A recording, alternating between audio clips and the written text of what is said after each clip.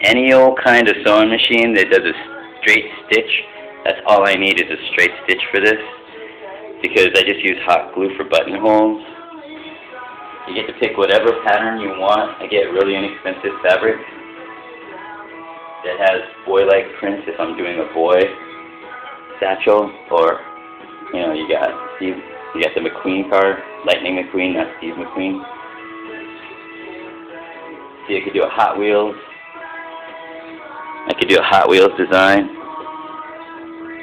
for Hot Wheels.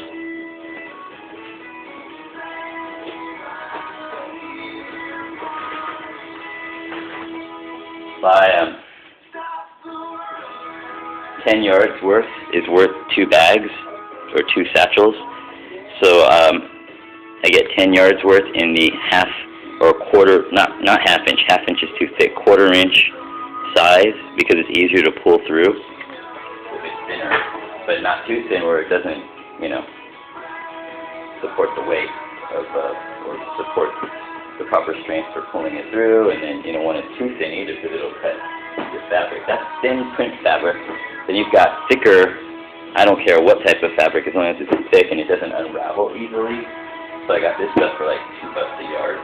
Those are 16-inch pieces, and I was lucky enough to get this for $2 a yard, and it's super thick. It's like cotton duck with pattern pheasants on it. It's cute.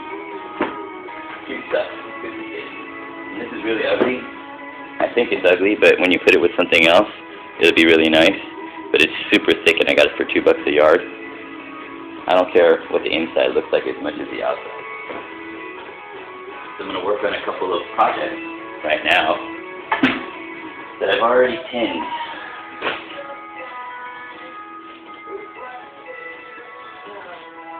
Alright, so what do we got?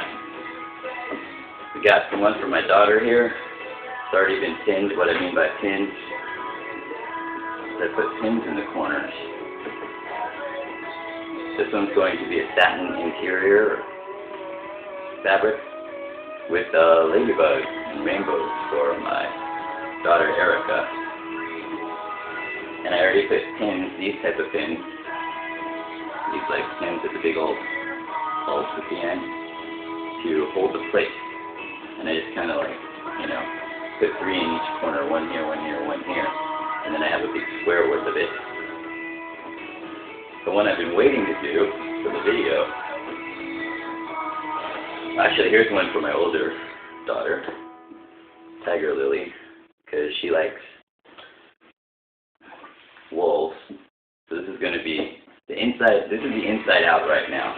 I put them together inside out, so that later on when I pull it through, it'll look really nice. You'll see the actual pattern when I pull it all the way through. And I got this idea from some lay and go. If you want to spend $50, and it's not customized, but at least it'll last forever. Those are some good things. I just didn't want to spend $50 buying that, so I decided to figure out my own way of making it work. And so I've had this pin for about a week, waiting to make it for YouTube.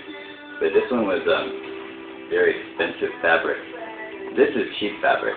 It's some kind of polyester, and it was medium thickness. But I thought it would work well, and it'll be thick enough to hold some toys and stuff from the boys. But I got some Marvel comics here, so it's going to be awesome.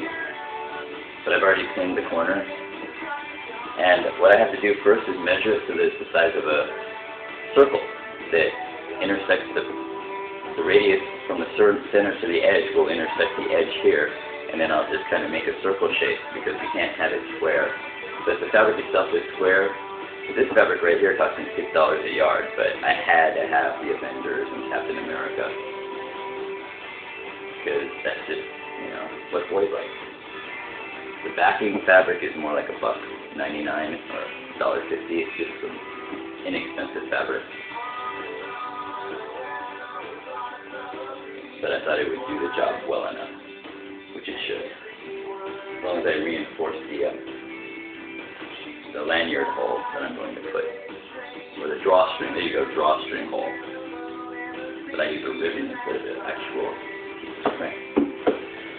So my first step to find a ruler and a colored pencil, or any pencil that will do, if you can see the markings.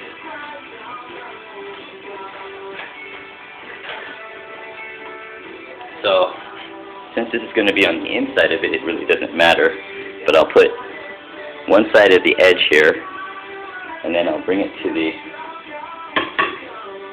edge here, and I'll measure that, and it's about 21 inches from this corner to this side, and so I have to do about 21 inches from here all the way to here, and then I'll cut, okay?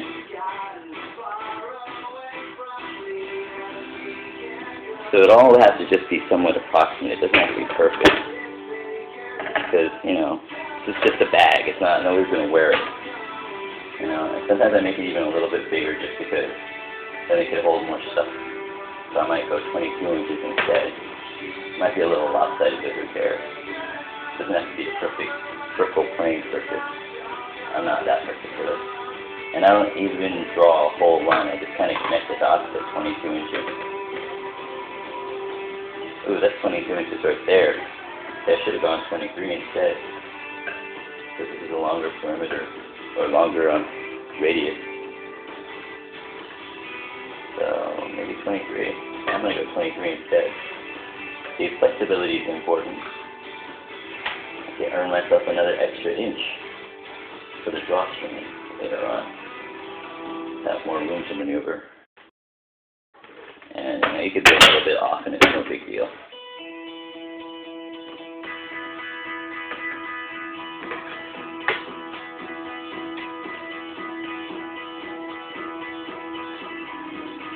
Gotta get some nice scissors if you have them.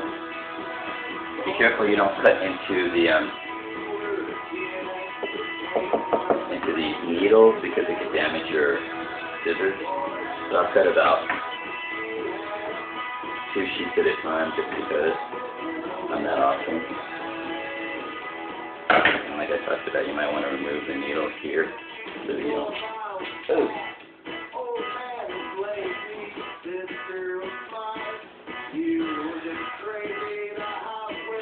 Make sure you have somewhere to put these little needles so no one gets hurt. Like one of these little tomatoes. Bam! My mom always had one of those tomatoes that, you know, I always thought, oh, what a cool tomato. You just kind of put it in there and everything.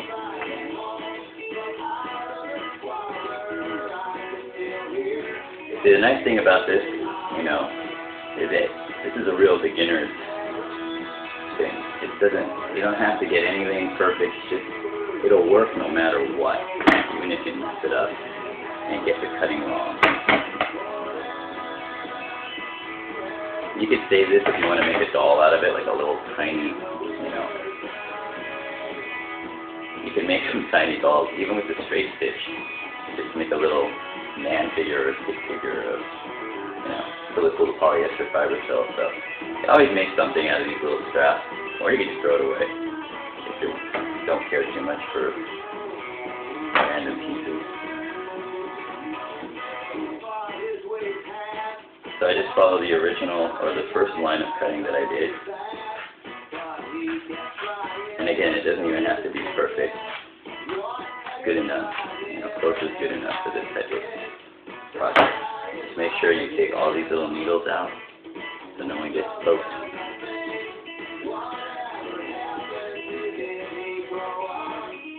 There's a needle here still. Lucky I didn't cut that needle so I didn't damage my precious scissor. My mom was always careful about her fabric scissors. Don't mess with them, don't cut paper with it, you know, that kind of stuff. Don't cut paper with that fabric scissor, and I was wondering why not. You know, because you can dull the blade. Ow. Injury. Sewing injury. You get sewing injuries if you're poking yourself with a needle, you know. So be careful if you don't want to poke yourself with a needle. Kind of common sense. So like I tell my students, common sense is like not that common. I mean, everybody, that's like a